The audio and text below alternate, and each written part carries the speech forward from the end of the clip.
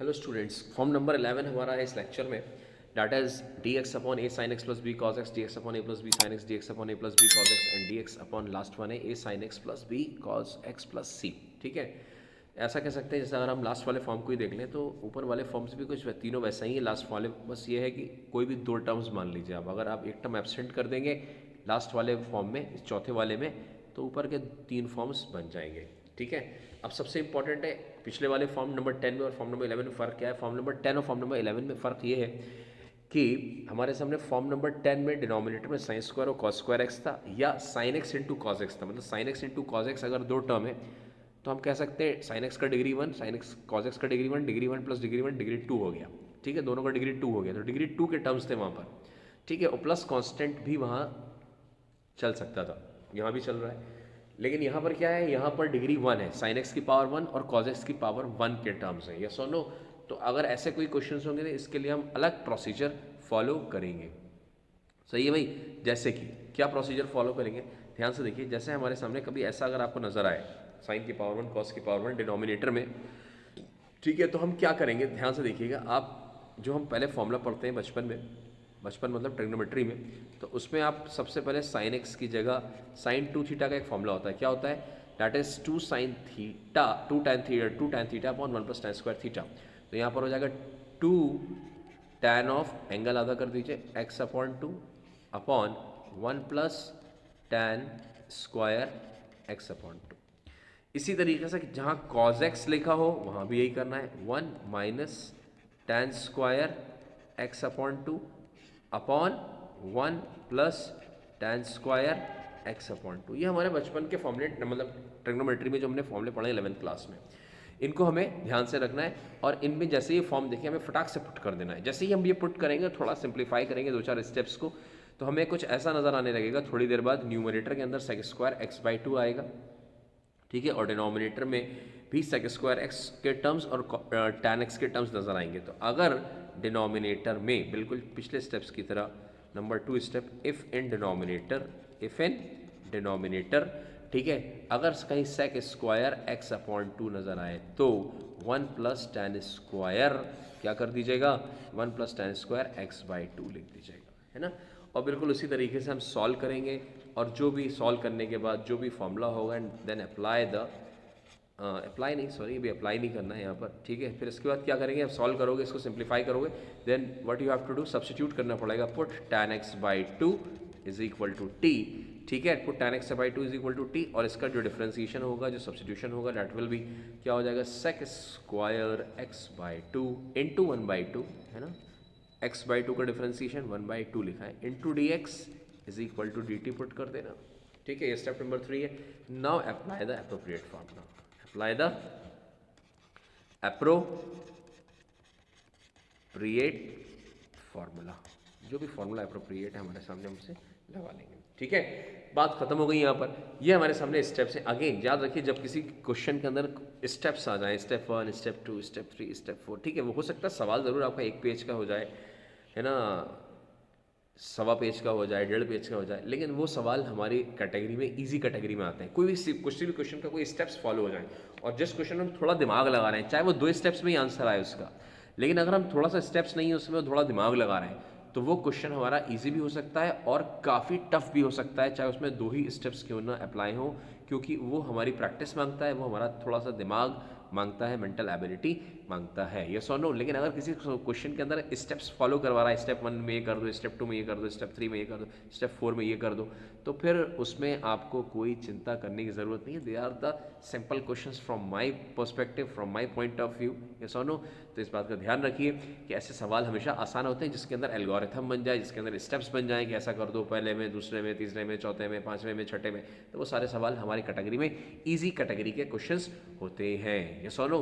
तो आसानी होते हैं भाई। चलो स्टार्ट करते हैं। जैसे सबसे पहला क्वेश्चन मैंने लिख के रखा हुआ है, that is equal to what, colour वलर चेंज कर ले थोड़ा सा, चलो, इज इक्वल टू, सबसे पहला step, D X upon 3 plus 2 sign X plus cos x. जैसे ही हमने देखा, नज़र पड़ते ही हमारे सामने चमकने लगा फॉर्मूला ट्रिग्नोमेट्री का, half angle formula, 2 sine 2x का साइन एक्स का फॉर्मूला लगाया, 2 तो पहले सही है, फिर यहाँ लिखा 2 tan x by 2 upon 1 plus tan square x by 2। Plus cos x की जगह sir 1 minus tan square x by two upon 1 plus tan square x by to. अरे हाँ या ना? Yes sir. अब क्या किया जाए? कुछ नहीं, very simple it is, LCM ले लीजिए। एलसीएम जो भी आएगा, ठीक है, चलो फिर कलर चेंज कर देते हैं, ठीक है, ध्यान से देखिए। एलसीएम लिया मैंने, एलसीएम ले लिया। एलसीएम क्या आएगा? 1 plus tan square x by two, उचक के कहाँ चला जाएगा सर? ऊपर, ठीक है, वो तो ऊपर चला गया। फिर यहाँ पर क्या हो जाएगा? 3 से इंटू करा तो ये हो गया 3 plus 3 tan square x by to. तो सभी तो एक्स बाई टू है, तो मैं एक शॉर्ट में लिख लेता हूँ 3t स्क्वायर, ठीक है, सभी एक्स बाई टू, सारे एंगल सेम है, एंगल सबके सेम है, तो इसलिए हम शॉर्ट में लिख सकते हैं, ठीक है। 3t स्क्वायर प्लस 2 टू ज़ा 4, ठीक है, 4t, and this is what? 1 minus t का square and that is dt। हाँ या ना? आसान हो गया ना भाई? अब तो लिखने में क्वेश्चंस टी के फॉर्म में लिखने में थोड़ा इजी हो जाता है, जल्दी हो जाता है, कॉन्फिडेंस भी बढ़ जाता है। ध्यान से देखिए इधर ऊपर क्या हो गया? Sec square x by two d, ये this is not d t यार, ये डी टी कहाँ से आ गया? डी एक्स है ये, ठीक है, whole upon what is this? सबसे पहले बड़ा टर्म लिख लो भाई, 3t square minus t square, sir ये हो जाएगा 3t square minus x square हो जाएगा 4, सॉरी 4 कहाँ से आएगा? 2 tan square x by to, ठीक है। टी वाले टर्म को देख लो भाई, टी के एक ही टर्म है, दैट इज 4t, और इसके बाद आएगा that is last term, that is what? 3 plus 1 is 4। कोई दिक्कत? कोई दिक्कत नहीं है। अब क्या करना है? कुछ नहीं करना सर, अभी मैंने आपको जो समझाया है कि यहाँ दिस इज, जब सभी को अपन tan लिख रहे हैं तो tan ही लिखो ना यार, tan x by two plus 4। अब इधर देखो ध्यान से, यहाँ पर क्या दिख रहा है आपको? साफ साफ दिख रहा है यहाँ पर कि हम इसको यहाँ अगर हम 1/2 कर दें, क्या कर दें? अपनी मर्जी से खुद से 1/2 कर दें, तो यहाँ 1/2 हो गया। Yes sir. क्यों? क्योंकि ये जो 1/2 और ये है, this is called F dash, है ना, लेकिन 1/2 फ्री में थोड़ी ना दोगे, जब इंटू 1/2 किया है तो डिवाइड भी 1/2 से ही करना पड़ेगा, मतलब इंटू करना पड़ेगा, ठीक है।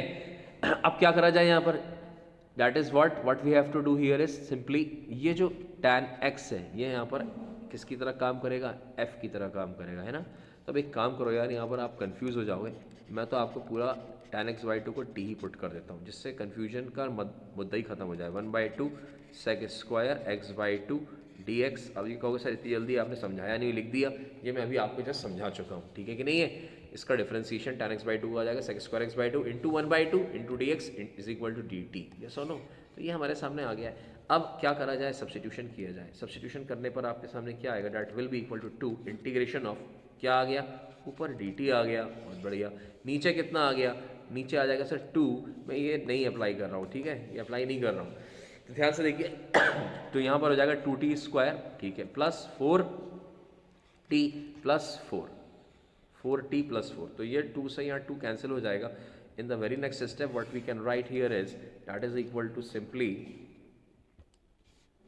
That is equal to integration of dt upon t square plus 2t plus 2। कुछ खास? हाँ सर, 1 अपॉन क्वाड्रेटिक बन गया है, 1 अपॉन क्वाड्रेटिक को अब आप सॉल्व कर लीजिए, यस और नो। कैसे सॉल्व कर लिया जाए भाई? ध्यान से देख लीजिए, यहाँ तो 1 है कोएफिशिएंट, ठीक है, यहाँ पर कितना है? t का कोएफिशिएंट 2 है, आधा करा 1 आया, 1 का स्क्वायर 1 ही आएगा, तो +1 एंड -1 कर लीजिए, you will get the whole square form.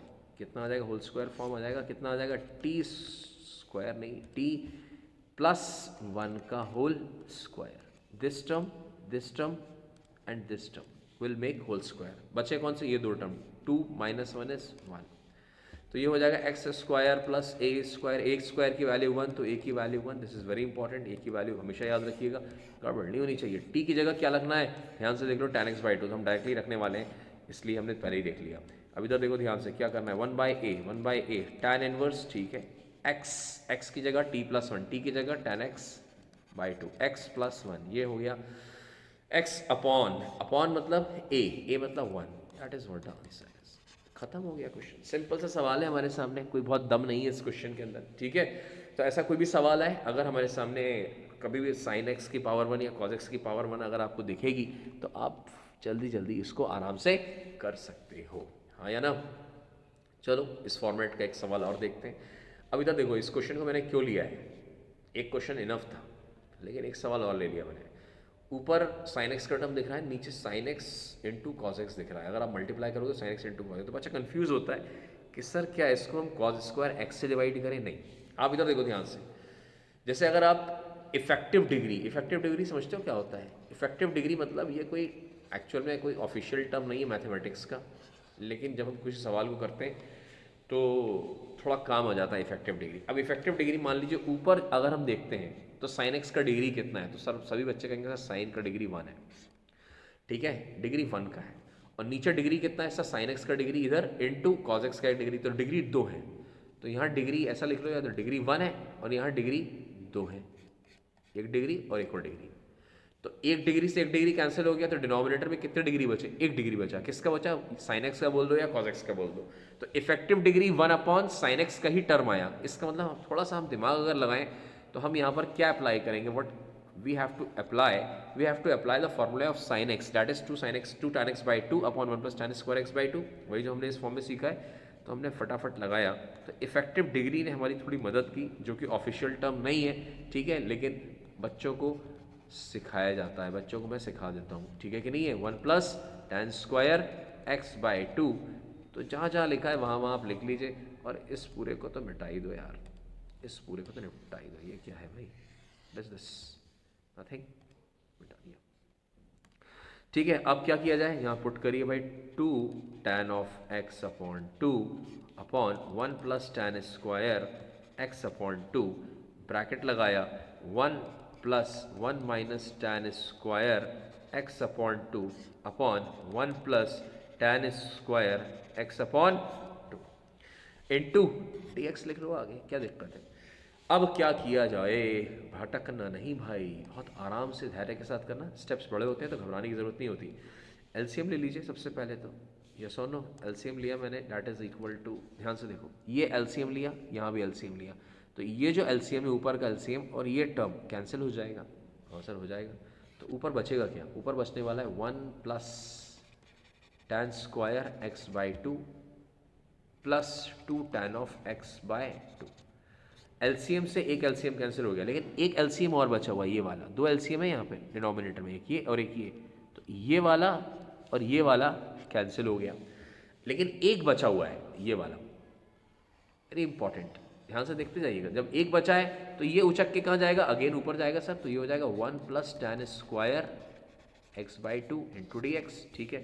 तो ये तो सिंपली 2 tan x बाई 2 ही रहेगा, इनटू ब्रैकेट में इसका एलसीएम जब लोगे तो ये हो जाएगा 1 plus tan square x by 2 plus 1 minus tan square x by 2। बहुत बढ़िया। तो ये tan स्क्वायर से tan स्क्वायर प्लस माइनस क्या हो गया? कैंसिल हो गया। अरे वाह, ये तो बहुत ही सुंदर काम हो गया हमारे सामने। अब हम करें तो क्या करें? इसको ऊपर करो सर, स्टेप बहुत बड़ा है, कोई बात नहीं, फोटो नीचे आ जाएगी। अब इधर देखिए ध्यान से, क्या कर सकते हैं अपन? कलर भी चेंज कर दो, थोड़ा मज़ा आता है कलर चेंज करने में, है ना, थोड़ा इंटरेस्ट रहता है, साफ साफ दिखती चीज़ें, क्लियर हर चीज़, ठीक है। इधर देखो ध्यान से, integration of what we have to do here, 1 plus, तो ये तो ठीक है, tan square x plus 2 tan x by 2। तो एक बच्चा इसको क्या लिख सकता है सर? इसको हम लिख सकते हैं, that is simply 1 plus tan x by 2 का होल स्क्वायर, है ना। ये तो बचपन से ही देख रहे हैं, ए स्क्वायर प्लस 2a प्लस 1, ए प्लस 1 का होल स्क्वायर, ठीक है, upon 2 tan of x by 2, and this is what 1 plus tan square x by 2, ये वाला पार्ट की बात कर रहा हूँ। क्या हो जाएगा सर? ये सेक स्क्वायर एक्स बाई 2 हो जाएगा, dx हो जाएगा, ठीक है। क्या करें सर? पुट कर दीजिए sec square x by 2 is equal to t, तो यहाँ हो जाए, ओए ये कब से पुट होने लगा? काटो काटो काटो काटो काटो काटो, अगला स्टेप पहले ही लिख दिया, tan of x by 2 is equal to t, तो यहाँ हो जाएगा 1 by 2 sec square x by 2 d x is equal to d t. Yes और नो? तो फटाफट ज़रा सा तेज़ी के साथ सब्स्टिट्यूशन करिए, तो यहाँ पर क्या मिल जाएगा हमें? What we get here now, that is equal to 1 plus t का होल स्क्वायर अपॉन 2 टी, ठीक है। दिस इज व्हाट, यहाँ 1 बाई 2 ले आऊँ कि अपनी मर्जी से, या चलो ठीक है, इसको 2 का हटा दो तो 2 डी टी हो जाएगा, तो समझ जाओ भाई 2 डी टी, तो ये 2 से ये 2 कैंसिल हो गया। तो ये सिंपल सा ऊपर आ गया कुछ क्वाड्रेटिक है, नीचे लीनियर है, तो सबसे अच्छा तरीका है कि हम इसे सेपरेट कर दें। क्या कर दें? सेपरेट कर दें। तो इंटीग्रेशन क्या हो जाएगा, 1 + t² + 2t हो जाएगा upon t, and that is this is dt not t, dt। ठीक है भाई, सेपरेट कर दीजिए ज़रा तेज़ी के साथ में। That is equal to integration of 1/t + t + 2 into d t. Yes और इंटीग्रेशन करिए, पहला आ गया log t मतलब t की जगह x/2, लो भाई पहला आंसर, प्लस दूसरा आ जाएगा t का इंटीग्रेशन t²/2, t मतलब tan² x/2 upon 2। Last one is 2 का इंटीग्रेशन सर 2t, t का मतलब 2 tan ऑफ x/2 प्लस का c। लो भाई आंसर आ गया। ठीक है, आसान से क्वेश्चंस होते हैं, सिंपल क्वेश्चंस होते हैं, हमेशा याद रखिए। किसी भी चीज़ को कॉम्प्लिकेटेड नहीं बनाना चाहिए, थोड़ा सा ध्यान से पढ़ना चाहिए हर चीज़ को। ठीक है, आपके सामने एग्जाम में जब कोई आईआईटी का सवाल आएगा तो ये क्वेश्चन इस प्रकार के सवाल आईआईटी मेंस वगैरह में आ सकते हैं। ठीक है, क्योंकि दिखने में कोई फॉर्मेट नहीं है, थोड़ा सा दिमाग लगाना है, और बच्चे अक्सर ये वाला दिमाग लगा नहीं पाते और क्वेश्चन को छोड़कर आ जाते हैं, and this is very bad for the students point of view. Good bye, next lecture में फिर मिलते हैं।